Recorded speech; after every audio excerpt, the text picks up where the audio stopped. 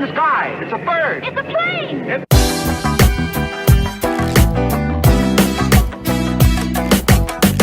What is up, guys, and welcome back to a very special video, as today I'm going to be recapping all that went down at DC Fandome. I still haven't figured it out which one it is. I mean, I was hearing people, some people say Fandome, I was hearing some people say Fandome. I mean, I don't know, but today I'm going to be recapping most of the stuff that went down at DC Fandome, at least movie related, because those are basically the only panels that I watched. So I'm going to be recapping all that went down at DC Fandome and basically giving my opinion on it. And look, overall, I thought we got a lot of cool stuff out of DC Fandome. I thought DC did a really good job with this event. Now let's first start off with some of the panels, and overall I thought the panels were fine.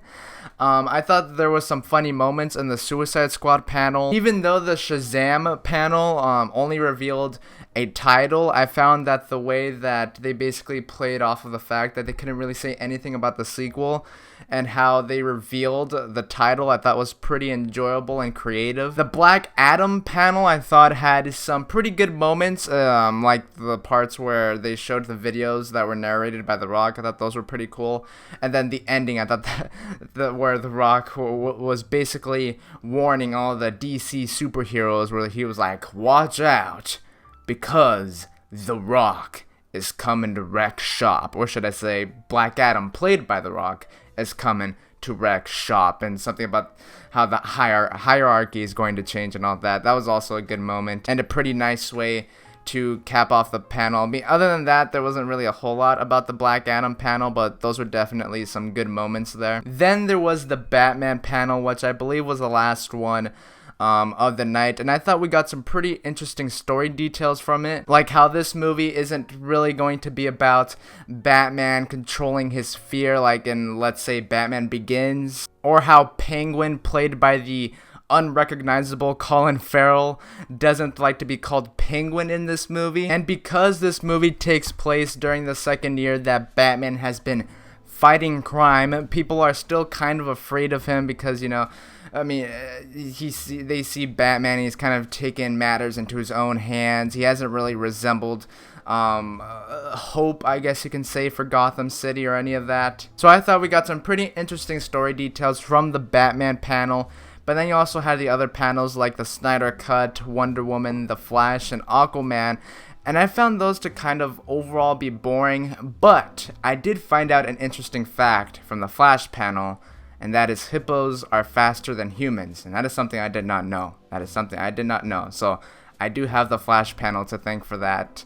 But overall, I just found those panels to be kind of boring to me. I mean, there just wasn't a whole lot of interesting things happening in there. I mean, maybe you could probably give a pass to Aquaman because they're very early in production on the sequel. But I mean, Shazam 2 is kind of in the same spot where all they had was a title, but yet they kind of made their panel pretty enjoyable, like I said before, so there is that. Then you have the trailers, the footage, the images, and all of that fun stuff that came out of DC Fandome. And I enjoyed all the trailers that came out of DC Fandome, from the Batman, which is probably my favorite, to the Snyder Cut, to Wonder Woman 1984. And I have trailer reactions to the Wonder Woman 1984, the Batman, and the Snyder Cut trailer, so make sure and check those out as well. We also got some behind the scenes footage from the Suicide Squad, where it showed a bunch of the characters running around and all of these explosions happening, and apparently there's going to be a lot of special effects in this movie. At least that's what I heard from the Suicide Squad panel. And I'm not very familiar with some of these characters that are in the movie because I haven't read any of the Suicide Squad comic books, because I'm not really a comic book reader. Just by the images that we've seen of these characters in the movie, and then some of the stuff that we've seen in the behind the scenes footage, it looks like that we could potentially have a lot of fun with these characters in the movie. And then we also got this incredible image from the Flash panel, which by the looks of the image, it looks like Michael Keaton's Batman is behind Barry Allen Flash right there, who has a new costume, which is pretty cool. So that image was definitely awesome and a pretty big highlight from DC Fandome. Definitely caused a lot of ruckus because, you know, it's Batman and Flash and all that. So, you know, it's all cool to see. And yes, well, I predicted that Ben Affleck was going to appear in DC Fandom, which he kind of did in the Snyder Cut panel. I kind of thought he was going to show up in the Flashpoint panel, which he didn't. I mean, maybe in Michael Keaton, but that didn't happen.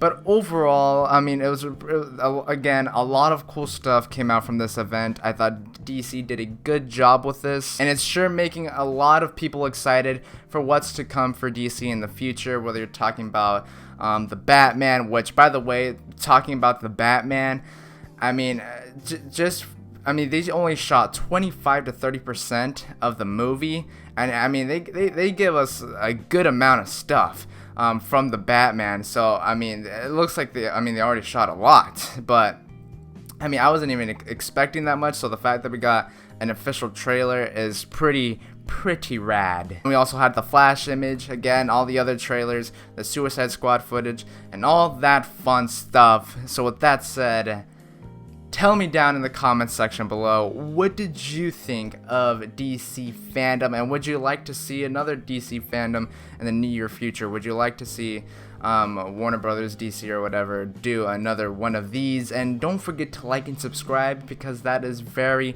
important. Also follow me at The Kid Critic on Instagram or at Kid Critic on Letterboxd. And as always in every single video, look out for the next video or review. And peace.